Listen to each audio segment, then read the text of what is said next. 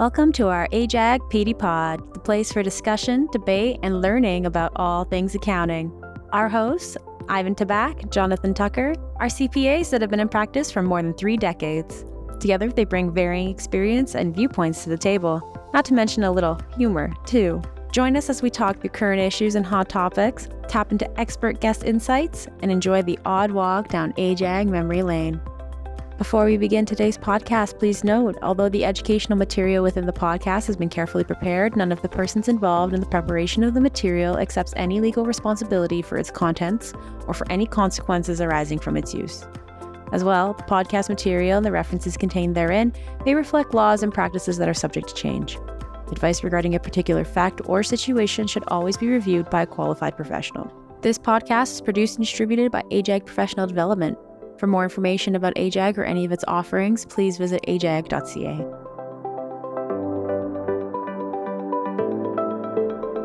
Welcome to AJAG PD Pod, Season 2, Episode 1. We're happy to be back, and today we have a very interesting guest, Adam Bennett. Well, I hope he's going to be interesting. I'll do my best, sir. Different than most of the guests we've typically had. Adam is not a technical accountant. We're not going to talk tax or auditing, or we're going to talk mindset and coaching. Adam is a former NHL player who, after his career ended, transitioned into a very different type of business. So, Adam, welcome. Yeah, thank you very much. I appreciate it. Good to be here. Nice to have you. And so why don't you tell us a bit about yourself, your old career. I'll try and recap as quickly. Yeah, exactly. And how you transitioned into what you're doing, and a bit about how you're helping athletes these days. Okay, no, I appreciate it. All right, so my story, I'll try and recap quickly here. From Georgetown, Ontario, small town back in the day. And was one of the lucky ones to have advanced through the system very quickly. Was drafted second overall into the OHL, and then the very next year was drafted 6th overall into the NHL. Chicago Blackhawks. Oh, a lot of fans out there. And just slowly moved into the comfort zone of a NHL player, the lifestyle. But it was a tough transition for me because I was coming up against a lot of mental issues, confidence, or more importantly, the lack thereof. Had all the physical skills, but what really blocked me from blossoming was mindset, was mental strength. And I kind of hit a wall in Chicago, was up against a difficult situation, coaching styles that didn't mesh with me. And I ended up having to kind of get myself into mindset. They didn't really, we're talking 30 years ago, didn't really have the tools available to assist the players as quickly as they do today. And so I got into mindset, and I just assumed everybody knew what mindset was, and everybody had mental strength. And so I kind of coached myself into this field. And unfortunately, my career ended I guess really before it started to take off. I was traded to Edmonton and got a serious injury, which really challenged my mental strength and mindset for a few years until I was forced to retire. That was in 1996. And, I did get into financial services for a little bit, found that it really wasn't my niche. I fell back into hockey thanks to Cindy Bauer, Johnny Bauer's daughter, who was a power skating coach for me way back when, got me back into hockey. And I've, like I said, I've kept my 15 minutes of fame going for 30 years here. I've transitioned into many different positions in the sports industry predominantly, but always used mindset as the thing that separated me from everybody else. So, I was coaching, but I was also coaching mindset, not just X's and O's as most coaches would do, but really getting the player to blossom and build mental strength. So, trying to make a long story short here, I ended up in Florida. I was working as a advisor for hockey players. The pandemic hit, so therefore a lot of players were really struggling mentally. And that's where it really brought out, my mindset coaching. And after the borders reopened, I came back to Canada, and the demand for mental strength coaching kind of took off. And that became the forefront. I was always doing mindset along with whatever else I was doing, but now it was, you know what, I'm just going to go full time into this because I really feel there's a need. And unfortunately, what I found was when I was in Florida, away from the Toronto, Ontario market, the average age of my client would be junior, let's say 16 to 20. I come back into Ontario, into the Toronto market, the age of where parents feel the kids needed, I mean, it's stretched as low as 9 years old. Really? Unfortunately. Sometimes kids need to work out things on their own and kind of get the experiences, but, I'm available for now basically anybody to get mindset. And, I'm kind of known as the hockey guy, but I've worked in every sports. Okay, so let's touch on that. But I've also stretched into corporate, and now we're talking today about accounting, and everybody needs mindset. We all have similar issues. Now, athletics is one industry, and these are just normal people, though, doing extraordinary things. And it's the same thing in every other industry. So I'm assuming, accounting, hey, these are just normal people doing amazing things. Questionable. But we all share similar problems, right? We all deal with this voice and our confidence and handling stress and overcoming these difficulties. We're all just trying to get through life. And it really helps when there's a coach that kind of gives you tools so that you can manage these situations. You're not trying to figure it out on your own. It's like, okay, here you go. This is how we handle it. Anybody can build mental strength, but if you don't know how, it's kind of like going into a gym, but you don't know how to use the equipment, right? You're not going to be as successful. But if you have a trainer, obviously you're going to be able to succeed a little bit quicker. Yeah, and I think the timing of our discussion here is great because all the accountants that are going to be watching this are heading into tax season, which is obviously the most stressful time of the year for us.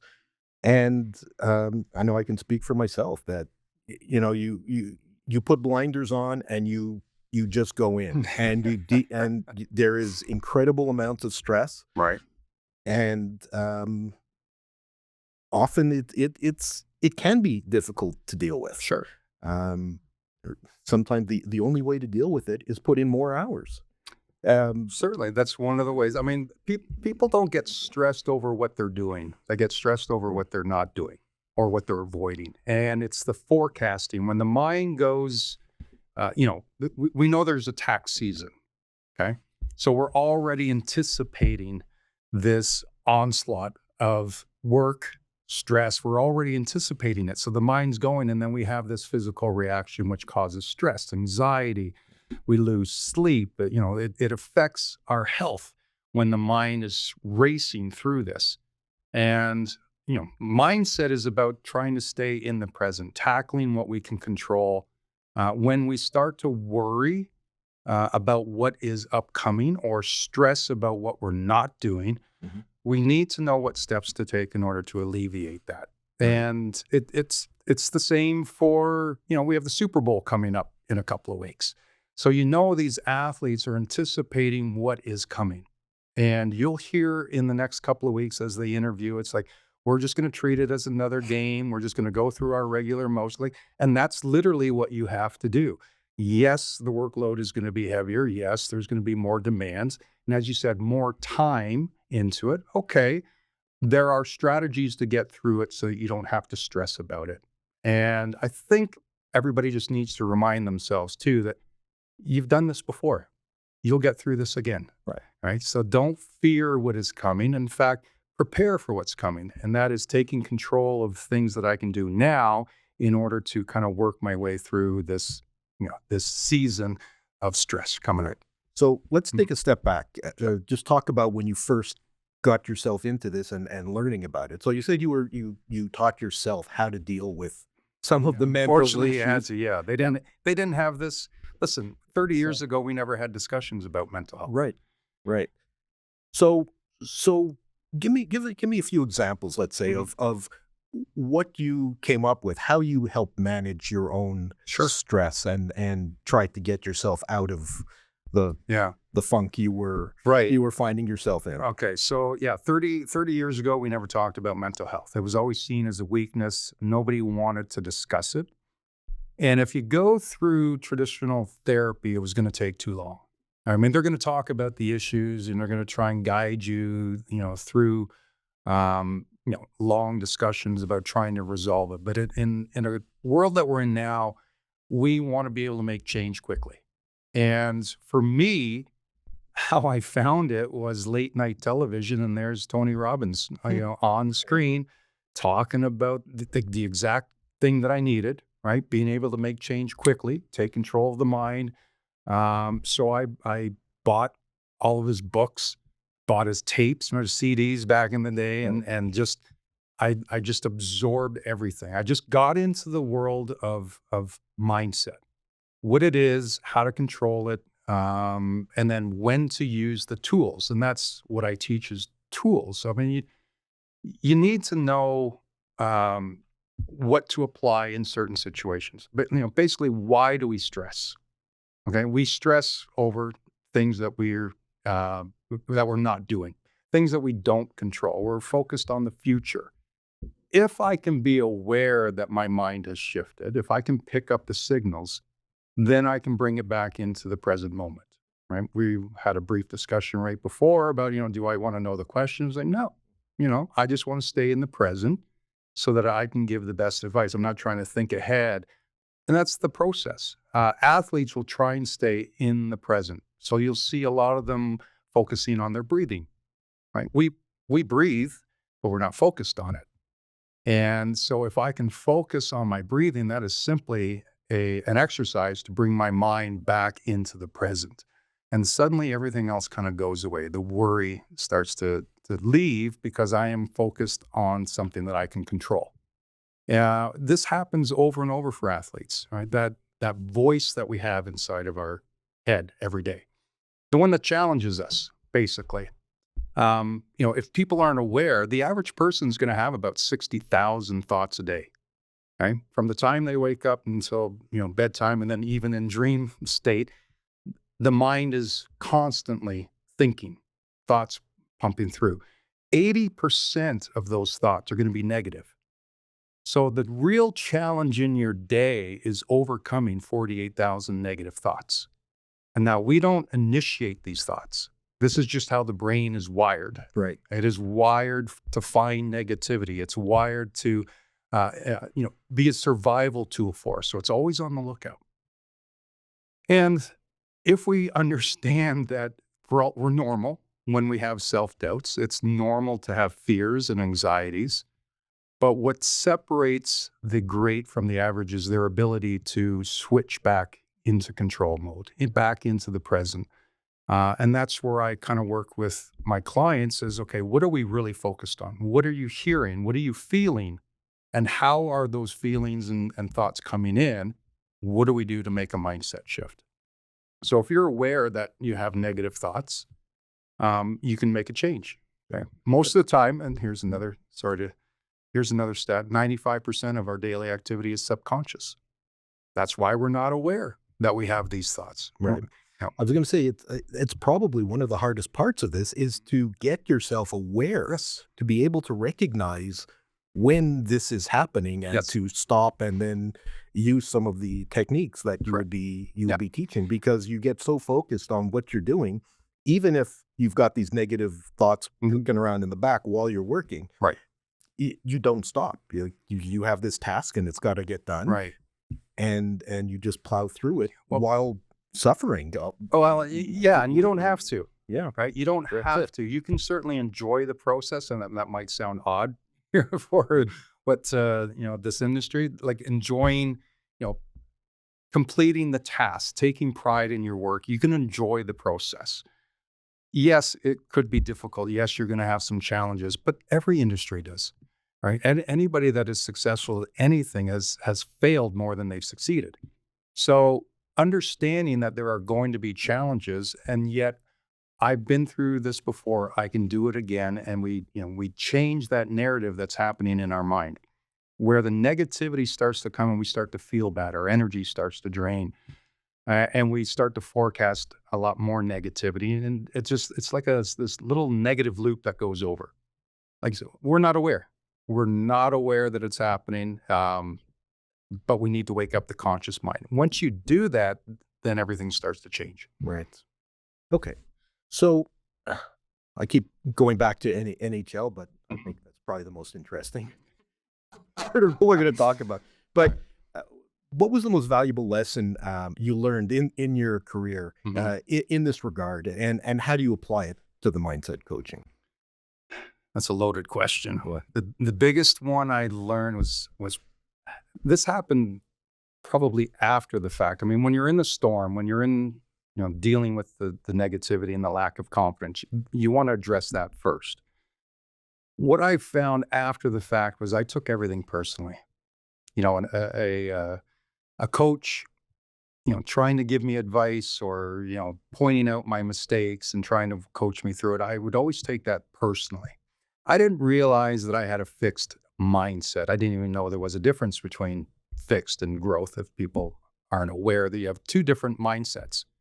And once you get a grasp of what the fixed is and how it basically, hurts you in developing and pushing through, because, failure is a part of the process. And when you come up against a wall, if you have a fixed mindset, your natural instinct is to retreat, to quit, to, go back into yourself so as not to reveal your flaws.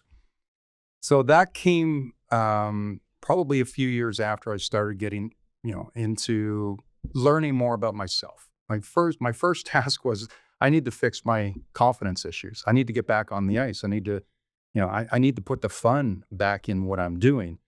And once I got over that hurdle, and the tools was basically I need to control what I can control. I need to take charge of the voice inside my head. And what changed it for me was sitting in my stall, Chicago, the old Chicago Stadium, the old barn, getting ready to go on the ice and just simply repeating the word compete. Just go and compete, right? I was a perfectionist, afraid to make mistakes. And this is where confidence starts to drop, is where you fear making mistakes, fear being exposed as less than perfect. I said to myself, you know what? I'm just going to compete, and I'm just going to let the rest, lay where it lays, kind of thing. It's just, if I mess up, I mess up. If I fall down, I'm going to get back up again, and I'm just going to compete. So I basically changed my identity, and I teach this with my guys, and girls. I apologize. All the athletes is you need to create the identity that you want. Once you create the identity, you can start to fill that role. So, for instance, actors play a role. When they're on stage, they are somebody else. They take on the characteristics of somebody else. You can do that too. You don't have to show up bringing the baggage from home. You had an argument with your spouse in the morning, the kids kind of set you off, and your mind is racing about. You can go in as a character and play the role. This is something that you identify. It works extremely well for the elite athletes who may not be in the mood to, be the best that day. Maybe they had an argument at home or something, who knows? But they know that when it's showtime, they have to perform. And that's the same for corporate. When it's showtime, when you are in the spotlight, when your demands are there, you can simply perform by taking on the characteristics of the image that you want to. So you don't have to be a victim. I chose to be a competitor, right? I had an image in my mind, and I know, for hockey fans out there, Chris Pronger has come out and said the exact same thing. This is what he did. He suffered with mental health issues and confidence issues, same as me. He developed a character that he would use on the ice. And so he would just kind of use his mental tools to get into character, and that's how he was going to perform. True. So you can say, well, how does that work in the corporate world? Is it the same thing? Can be. right? Can be. It may work for some, maybe not so much for others. There's other tools. I am a big fan of organization, right? Where I have all of my clients I get them to create a must-do list. So every morning when they wake up, they are prioritized in exactly what they need to do. Like these are must-dos, okay? Not want to do's, wish to do, hope to do. When they wake up, they're focused. They know exactly what they need to tackle for the day. So if you are overwhelmed, create a must-do list. What are the most important things that I need to tackle today? Right. And when I'm focused on getting projects done and I start to see those things cross off, I feel better about myself. I'm making progress. I'm not worried about the things that I can't control and, future events. I am simply tackling this day. And so I remain in the present. Right. And once that's done, you feel better about yourself. Yeah. That would be a simple tool that people can use. I'm sure they have to-do lists and everything like that. I'm sure. But if they really focus in on what are the musts, what are the things I must tackle today? And the day doesn't end until I get those things done. That sort of organizes them. They feel confident because I'm accomplishing the small tasks. Right. I know, in my case, I've always maintained a to-do list. And what part of the to-do list becomes must-do, well, that depends on whatever deadlines are perhaps coming up. Sure. And things change throughout the day. You're trying to do this must-do, but you find you're missing a piece of information. So you can't do the must-do. Okay. So you shuffle it. But I agree, just slashing one off the page, and I keep a paper list. Yep. It's satisfying. Every day. It is. Yeah. And here's one more thing you can add to that list. And everybody should do this. Put 3 or 4 things down that you're thankful for. Gratitude list. We overlook all of the positive things in our lives. And if you really want to feel good about yourself, just show a little bit of gratitude. Be thankful for this podcast. Be thankful that I was invited to come out and, and share my tools and, knowledge. That gives me a good, positive feeling. If I were not to show gratitude, I would just simply let this moment pass. Everybody can do this. And it works no matter what situation you're in. Give you an example, not too long ago, I guess a couple of months ago, I was going to give a speaking engagement. And where I live, I'm on the QEW up and down quite a bit.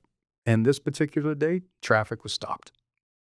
I had no choice but to wait in traffic, ride it out. And what do we all do when we're sitting in traffic? We get upset, we get frustrated, we get bitter, we get, all this starts. And so I picked up the signals. I'm like, you know what? I don't control the situation. Let me try and find some gratitude. I'm thankful that there's an audience that wants to hear what I have to say. I'm thankful that I get to share my knowledge and experience. I'm thankful for people wanting to hear, right? And so by just shifting my mind into what was normally a pretty bad situation, everybody would be angry, I'm able to find some solace and say, you know what? It's not all bad, right? I'm on my way to an event that people want to hear what I have to hear. And so I can be thankful for that. Takes your mind off of the stress that you're in at the moment. Can't do anything about it. You might as well try and find some positivity. And that can happen in almost any situation. So if you're a busy accountant, be thankful that you're busy. That you're busy, yeah. The alternative is you're not busy. Exactly. You're not bringing in the income, right? You're stressing over money. The season has passed. Be thankful that you have the workload. It will give you a total different sense of what you're involved in.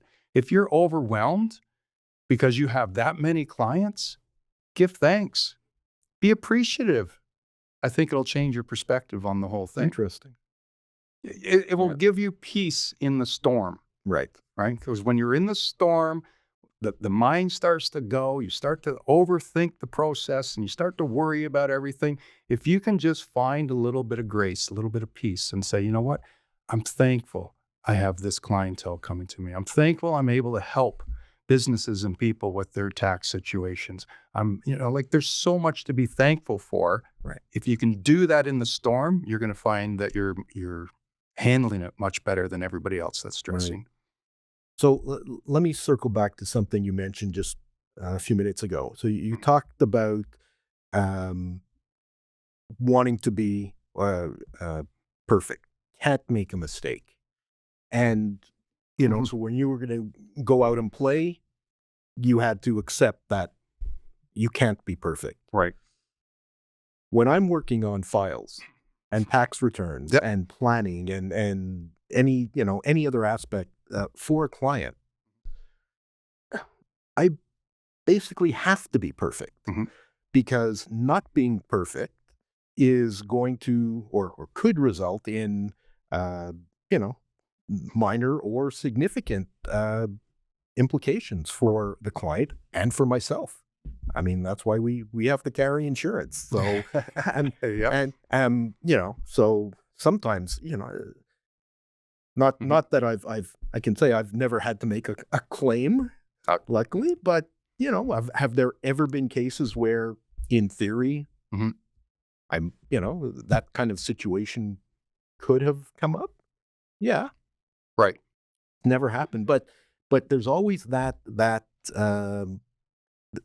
fear, I suppose, is what it is, or the expectation that you have to be right.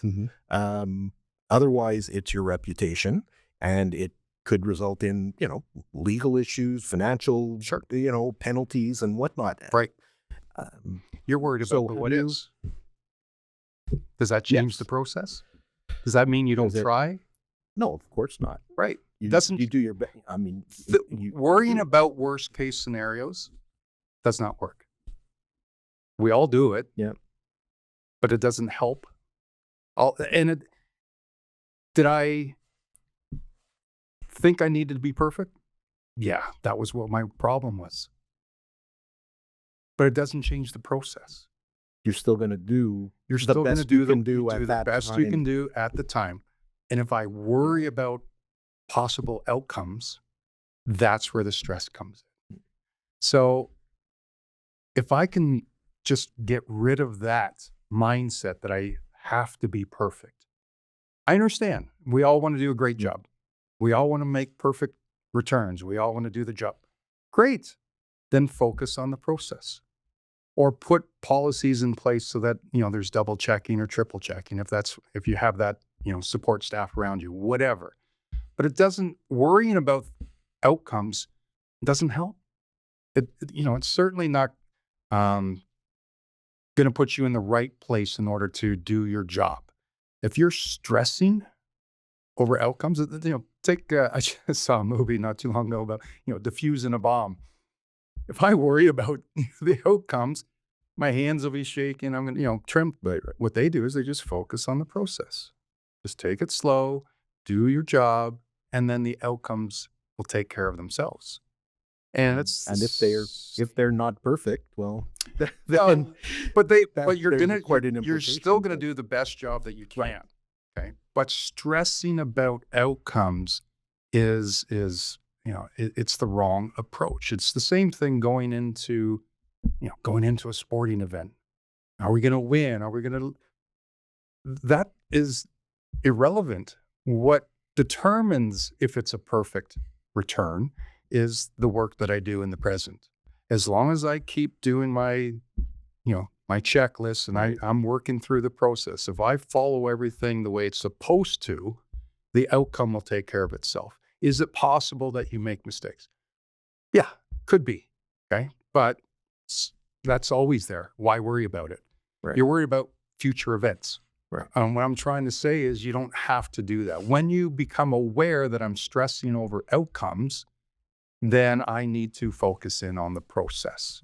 And that's in the present moment. I know for people, they may not understand because they live in a world of stress and, anxiety and, all this fear and, dealing with negativity and maybe difficult clients. But hey, every industry has these issues. What separates the great from the average is the ability to bring themselves back into the present. Focus on the process. If I focus on step by step doing what I'm supposed to do, I'm not worried about the outcome anymore. I'm not stressing over it. I feel better about myself because I'm in control. I always talk, stress comes from focusing on things you don't control. So if I can make that mindset shift, my stress level is going to go down. I'm actually going to enjoy the process a little bit more. Cross off my must-dos and then, carry on into the next task. It sounds simple, and it is, once you know how to do it. And that's where people don't understand is, how do they play in the Super Bowl? They got 1 billion people watching them. Like, where are their nerves? They're not thinking about that. They're not thinking outcomes. They're not thinking about things they don't control. They're basically, what's the play? Where am I going to run? Right? And, keep my eye on the ball. That's basically what they're doing. Right. And everybody can use the same philosophy. We're going to do the best that we can. We're going to focus on the process. We'll let everything else kind of take care of itself. Right. That's interesting. I think I've always got cases or files where I put them aside. There's no imminent deadline, but it's this mess of a job that has to get done. Sure. And I put it aside, and then I do other things, and I look at it and I say, "Nah, I can't. I just can't." Yeah. And then I'll come back to it, and it's funny because I always have at least one like that, and it just sits on the corner of my desk, right? And it stresses me out. Thinking about having to tackle it, and saying, okay, again, I just don't have it in me to pick up that mess and work on it. What would it feel like if you did just tackle a little bit of it? Well, I'll tell you, like, from having gone through so many of these over the years, eventually when I pick it up, I know that I will focus on that job and work through it and deal with it. And it's rarely as bad as I imagined it to be. Exactly. And even still knowing that, I still can't get past it when I have the next one. Because I have this, I go through the same process. Yep. Even though I know somewhere. Yeah. You procrastinate. Do you know why you procrastinate? I wish I knew, because there's a lot of other things I procrastinate. Everybody too. Yeah, well, exactly. Give me what's another example of something you procrastinate at?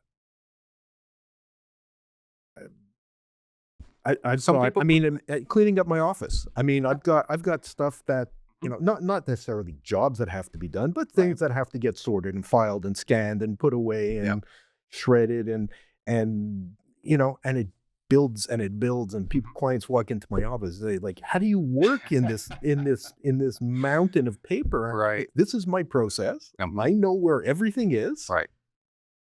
And I know I have to deal with it, but I just can't. Then, every once in a while I'll chip away at something. And I'll get a burst of energy or I'll be able to focus for an hour, 2 hours, and I'll get some of it done. And then that feeling just goes. Exactly. And it might take a week, a month, sometimes a year before I can get that back to go deal with the rest of it. So here's why you procrastinate. And here's how to fix it. Okay. All procrastination comes, let me backtrack. All decisions, like you're making a decision to put off. Right? That's what procrastination is. You should do it, but we're going to push that off. We don't feel like it. The reason we procrastinate is we've attached pain to it. And that's every decision that we make. It's either a pain or a pleasure point. Okay. So if I were to say to you, let's say you have a client, they have a deadline that is, I'm going to push it out a couple of months. Okay. Now you have other priorities and things like that, but you have a deadline of a couple of months out. Do you do it right away? Most people, and if it, for people that were in school, if there's an assignment that's not due for another month, well, I'm not doing it right away. Right? They attach pain with doing the work and pleasure of avoiding it, right? Comfort. Our brain wants to stay comfortable. It's always going to talk us out of getting uncomfortable. That's why getting out of bed is a problem, because the brain just wants to stay comfortable. That's why we don't go to the gym, because the brain, like, I don't know, this is uncomfortable. I don't want to do this. We attach pain to it, so we procrastinate. Now, let's say, a month goes by, 2 months go by. Now the deadline's approaching. Do you do it? Yes. Because the pain of not doing it becomes good. So the scales start to tip, right? So I attach pain to it today and pleasure. Okay, I want the pleasure, so I'm going to avoid. But then the scales start to tip, and suddenly the pain of not doing it becomes greater, and I do it. And then how do I feel? Good. I should have done that a long time ago. We all say that. We all do it. We all like, why didn't I start months ago at the gym? And, because we attach this pain of getting started, this pain of going through it. This is true for everybody. The joy you seek is on the other side of the pain you're avoiding.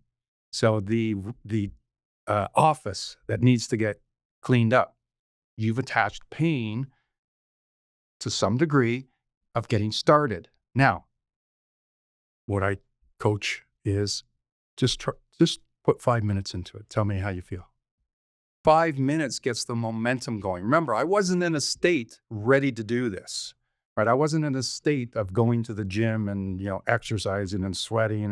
No, that's uncomfortable. But if I go and I start 5 minutes into it, suddenly it's like, oh, this isn't so bad. And 5 minutes turns into 10. And before you know it, your office is cleaned up. And you're like, why didn't I do this a long time ago? Simply because of pain and pleasure. It's understanding why we procrastinate. I do it. Everybody does it. We all put off stuff that we feel, I can do this another time. Right. But I also learned that if I just get started, even though I don't feel like it, because I'm not in that state right now, if I just get started, I will move into that state and suddenly I'll get things done. So again, I'm going to stress over things that I'm not doing, avoiding, but if I just tackle them, I will start to feel so much better. And I'll think, why didn't I do this sooner? It happens for everybody. Everybody can relate. That's why we procrastinate. We just simply attach pain to it. But we can learn to find joy in it. Right? I'm sorry. No. Let's talk about the gym. Right? Everybody knows they're supposed to work out, get healthy, eat right. Okay. Why do people avoid it? Pain. But some people see not going to the gym as painful. Right? It's all about perception, right? So if you identify as athletic and healthy and that's my lifestyle, and not going to the gym, that becomes an issue. So I find joy in working out. It's my identity. It's what I do, and I book my time, and because it makes me feel good. I attach pleasure to working out. Not every day. I'm not in that state right away. But if I just get started, I don't argue with myself. Like if it's in my must do or it's on my list or to-do list, I put the sweats on and I go to I have a workout area at home, but I just get started. I don't always feel like it, but I've made a commitment to me that this is important and I've never regretted having a workout. I've regretted not doing it. Right. I've never regretted doing it. And same thing, cleaning your office. You've never regretted cleaning your office. You regret not doing it. Right. So why not eliminate regret? It's taking control where the mind is talking you out of things that you're supposed to do. This is what those 60,000 thoughts, that's what it's doing. It's telling you to avoid pain. Go for pleasure. Like the foods that you eat. We know we're supposed to eat healthy foods, but there's this pleasure, there's the ice cream or the chips, or you deserve it. The voice is like, you deserve it, right? You should please yourself. Right. That's why people choose the foods that they do. It's all a pain and pleasure point. So once we understand that, and that means I learn so much about me. If you're just going through the day and without consciously taking control of the mind, you won't be happy where you end up. You'll look back years and go, how did this happen? Because you didn't have clarity. You didn't know exactly what you wanted. When you know what you want, life gets easier. I know what I want. Therefore, my choices get easier.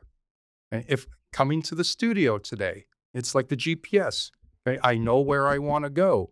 Do I make a left or a right? Well, I know I want to go here, so I need to make a left. Like life gets easier when you've clearly identified exactly what you want and why you make the decisions you do. Right. But that's, the toughest question you can ever ask somebody.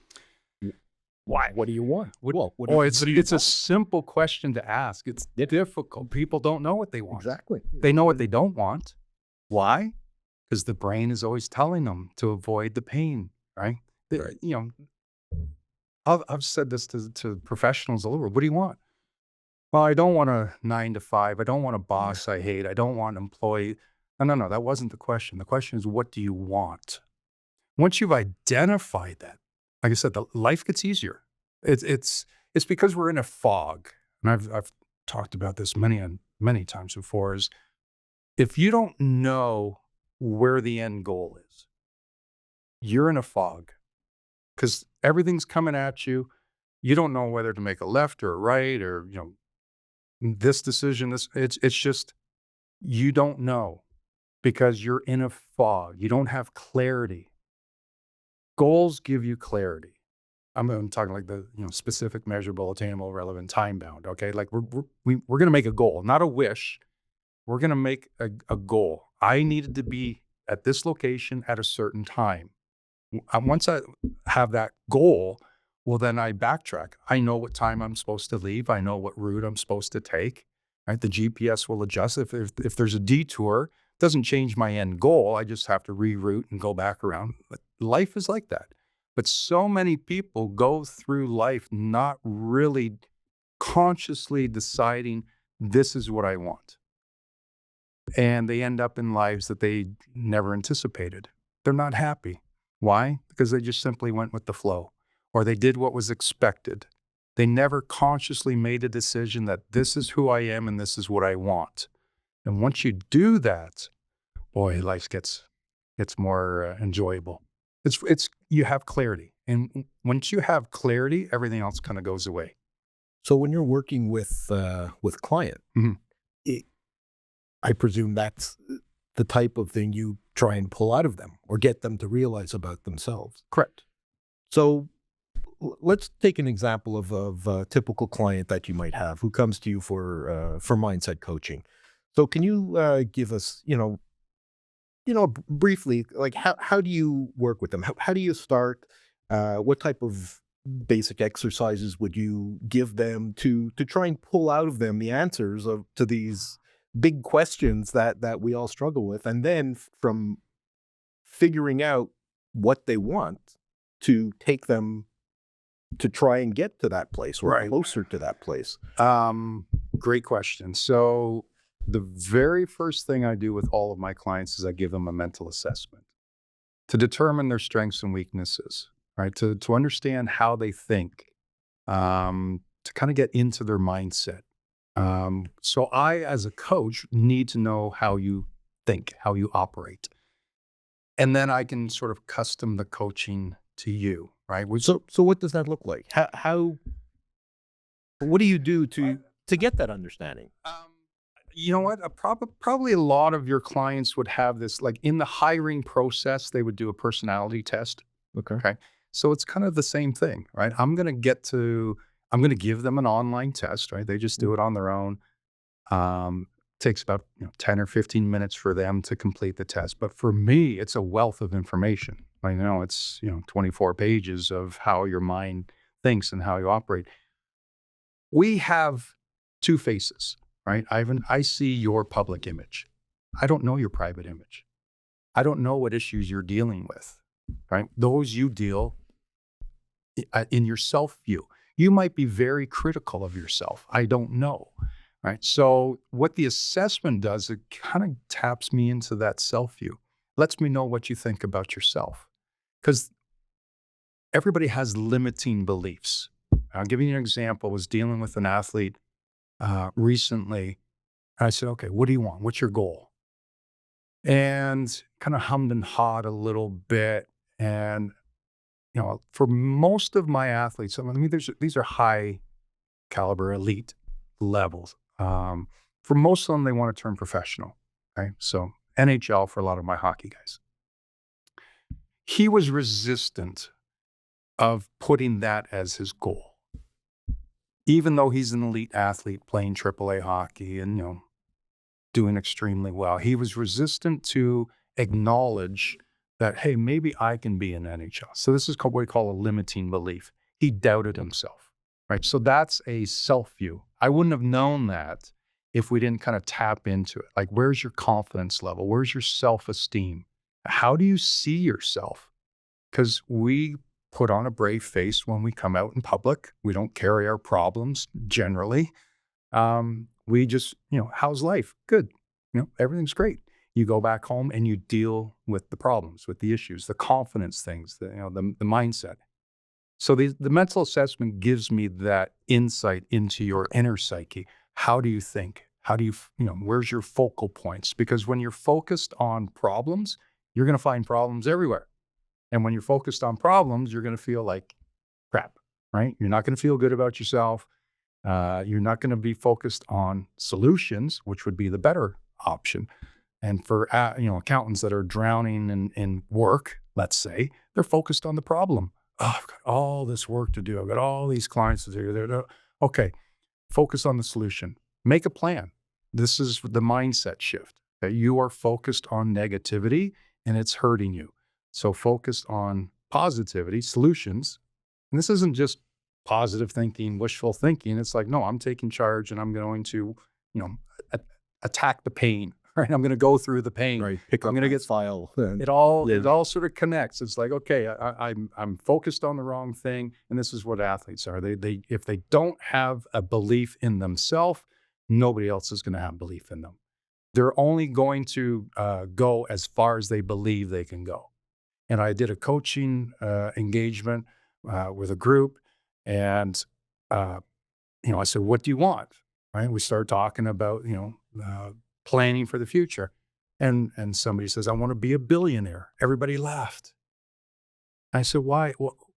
Why can't he be a billionaire?" And everybody's like, "That's their limiting beliefs." But he says, "I'm going to be a billionaire," and I would say to everybody, success is simple. Success is simple. Are there billionaires out there? Yes. So why can't you be one? Now, here's the catch. It's not easy. Everybody wants easy, right? Everybody's willing to pay the price until it becomes too steep that they're not willing to push through anymore. Everybody can be successful. It's simple, but it's not easy. So that's the difference, right? So if somebody believes that they can achieve something, chances are they might just do it.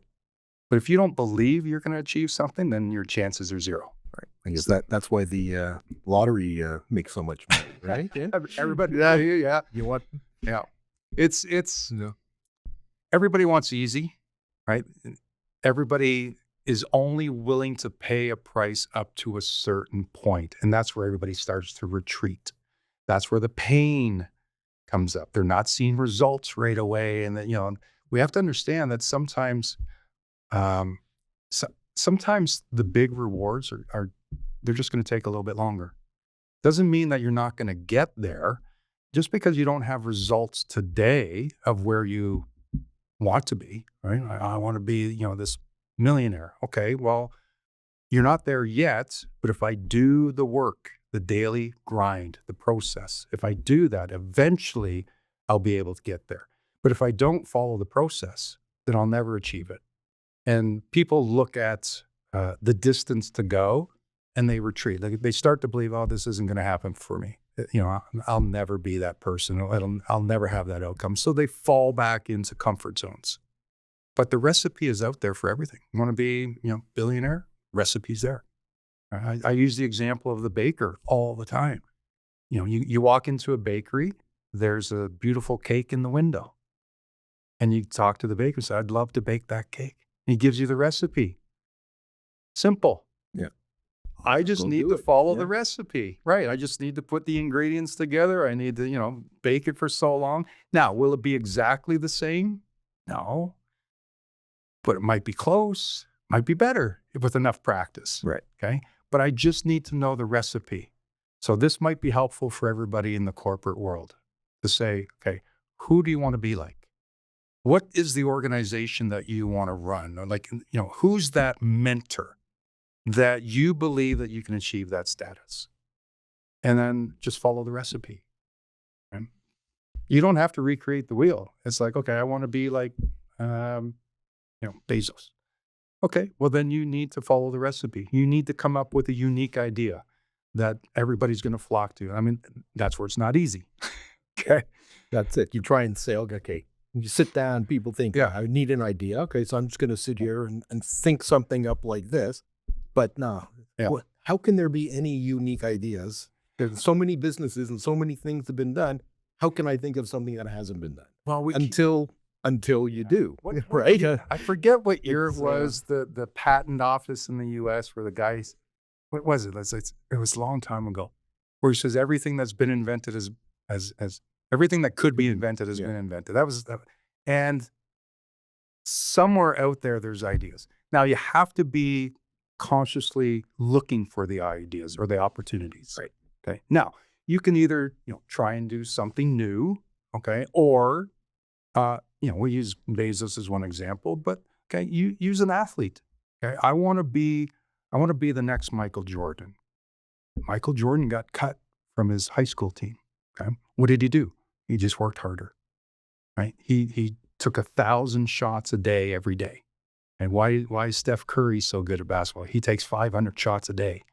Now, if I may or may not be able to get to that status, but I know if I follow the recipe, I may have a similar outcome. May or may not. I mean, basketball wasn't my thing. You won't be the same, but maybe you'll be good enough. You'll be good enough, and find your way after. Yeah, there's always somebody just ahead of you that you can just follow their pattern. Okay, and I did this. I'm doing this in my mindset business. Okay? I'm not recreating the wheel. I'm just simply following the path of other leaders who have accomplished great things that I would love to do. I'd love to have that lifestyle. So I have my end goal. It's like, okay, well, what steps do I need to do today? And where I want to be? No. But that's the journey, right? I'm thankful I'm not where I used to be. Okay, you start from nothing. Everybody does, and we start to build something. Am I where I want to be? No, but I'm on the journey. As long as I keep following the process, success has no option but to find me. Okay, and it's becoming valuable. And this might be another lesson for your accountants. Success is not something you go and chase. You don't go running around and trying to snap up everybody. If you want real success that lasts, become so valuable that success finds you. Right? Where people are talking about you and the job you did and how you handled yourself and how you effectively did the work. If I become valuable, success will come to me. I don't need to go out and chase it. This happens with athletes all the time. They make this big mistake. I got to go to all these tournaments. I got to go out. I got to hit all these markets. I got to get in front of people. No. Become so good at what you do, people will find you. Right. They will seek you out. That is a key to success. Right. So the difference between from the accounting side is going out and networking and sometimes advertising and just trying to, cast as wide a net as you can to get clients to come to you. But the problem with that is you don't always get the best clients that way, and they're not necessarily coming to you for the right reason. Perhaps, but you're spending a lot of energy on something that may or may not pay off. Right. But if you do a good enough job, you'll get the word of mouth and the referrals and build that way. And the clients are usually a better quality client. Yeah. You've built trust in your business and you've created value for yourself. That becomes attractive to everybody else. Because, every industry has word of mouth and your reputation precedes everybody. You don't need to walk into a room and start, handing out business cards when you have value. When you walk into a room with value, people turn to you and say, oh, there's the guy. So when you get that call of referral, you've been to a large extent pre-sold by your referral source. Right. So somebody's coming and usually ready to come to work with you. It's not often that I get a referral and they're saying, okay, I'm interviewing 2 or 3 people. It happens, but for the most part, they're referred and they're ready to go. Correct. Which I would say, I mean, despite all the self-doubts that I have about many things, that's always a good feeling when I get referred a client from someone else who trusts me enough to do it or like my work enough to do it. So one of the value spots I find in my job. Right. But that's focusing on you. Yeah. You control you 100%. You control the work ethic that you put in, the knowledge that you gain. Right? By becoming valuable, clients come to you. That's a big key in every industry. Right. It's not always the best. They'll flame out after a while, right? If you want greatness, legacy, right? It is increasing your value, right? So that you'll never dip, right? Trajectory will just keep going up for you, right? And eventually where you'll be like, okay, I've achieved my goals or whatever, and then you aspire to something new or not, right? It's a great place to be in when you're focused on you and not things that you don't control. So this has been a fascinating discussion and it's something that I hope I will keep in my mind long enough to be able to try and recognize some of the issues you mentioned. And so why don't we maybe end this off with, if you could give a couple of quick exercises that people listening can use to help themselves now and through the coming tax season nightmare. That we see. Well, see, you using the word nightmare is already triggering. I guess. The words that you use have power. If I were to say to you the coming season, the coming season is going to be a nightmare. We start to create this little fear. That's true. The coming season is going to be a challenge, right? It's going to be a challenge. Just changing the word. Now, you say, well, that's kind of superficial, but we have neuroassociations. We have links between words and feelings. Hey, there's going to be a challenge today. Okay, I'm ready to take on a challenge. It's going to be a nightmare today. Already, I'm in the wrong state. So, a couple of things that people can do. Wake up with your must-do list. Take timeouts. You talked before about plowing through the work, and it becomes a grind, and you start to lose sharpness a little bit. So, when it starts to feel overwhelming, right, where we're drowning in work, right? Again, this image that we create. Take a timeout. It just doesn't have to be long, a couple of minutes, if that. Just breathe. Just breathe all the way in, all the way out. And so what I'm doing is I'm bringing in positivity and I'm exhaling negativity. Just for a minute or two. It doesn't have to be much, but I'm just going to center myself a little bit and relax. Okay. And then I'm going to initiate mantras. Mantra would be, got this. I can handle this. I'm ready. I repeat this to almost all my clients. I have mantras. I mean, my arm is tattooed with the mantra. I have mantras in my office. I have mantras in my kitchen. I'm in control. I can handle this. I'm ready. Doesn't matter what the task is. I'm empowering myself through words that I can do this. So I'm gonna be my best friend, basically. I'm gonna boost myself up and boost my confidence. I'm gonna bring energy in to my body. But if I'm feeling stressed, I'm gonna give myself a timeout.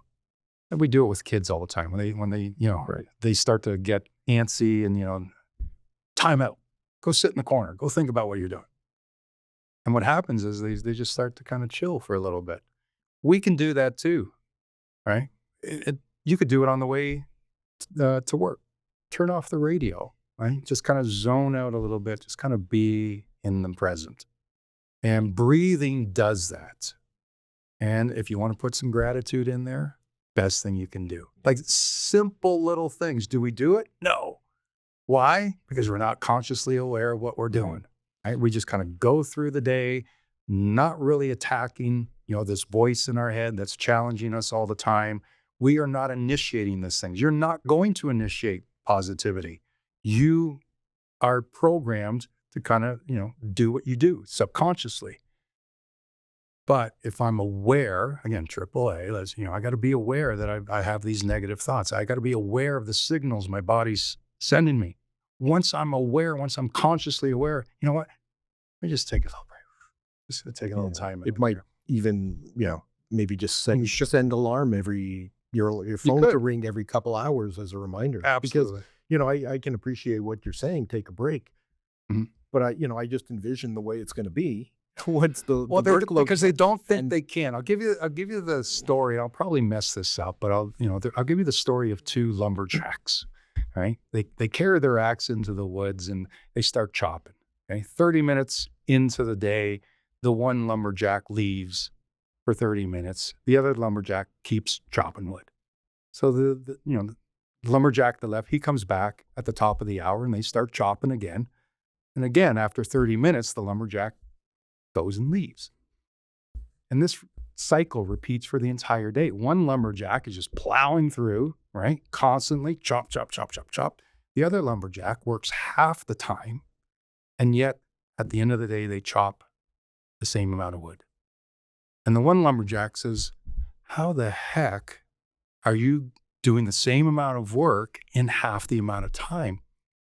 And the lumberjack goes, well, when I take my break, I sharpen my axe.